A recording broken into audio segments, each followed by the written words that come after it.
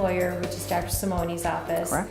Comes to you and says that the office is embarking in the hygiene training, what was the first thing that went through your mind? Now be honest. Oh yeah, I have this down. The first thing was, you have got to be kidding me. Number one, because I have personally worked with consultants before and hated it. Hated every minute of it, didn't want any part of it.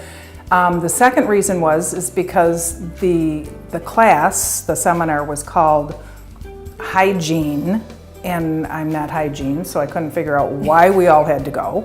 And the third thing was because it was like hygiene, something about money. Hygiene, and I thought, okay, so this is all about how we're gonna make money, blah, blah, blah. So that was my initial impression. Okay. Yeah. Now think back to now that you're going through the training, you know, it had different segments. It had the communication segment, it had the DISC personality with the patients, identifying the 4 different personality groups, and then developing a CHERYL program. Right.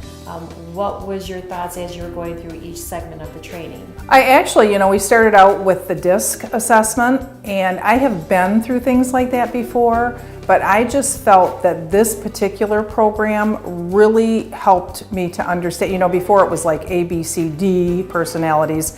This was just made it much clearer about what kind of personality people had. I could see where we could benefit as an office, both with interpersonal relationships and also relationships with the patients. And then now you're getting into the communication on how to talk and speak and use, we don't use a lot of scripting, but we use the concept of how to get the patient involved in the treatment, and then the hygiene portion of it. So how did you feel about that segment? From what it was before, we worked with strategic practice solutions, to now. I was actually thinking about this morning, and it's not that our hygienists did not know how to do their jobs, because we have a fabulous staff there. You do. However, it's kind of like when you look at it and go, we have 4 hygienists, they all went to 4 different schools, they all had 4 different instructors, so they're each going to come out of it knowing how to diagnose, for instance, scaling and root planing, but not necessarily the same way. Okay. So you might have one that's really strong in diagnosing, the other one not so much because her instructor wasn't as strong with it. With strategic practice, what we've learned is everybody is now on the same page. I think the biggest thing that has been a benefit in that area is that the front desk, because we had to go through the RDH training, You had to go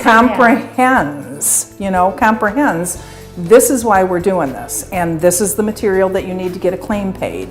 And where before it was just kind of like all helter-skelter, and we just all came with the knowledge that we had previously. So I think it's really helped us.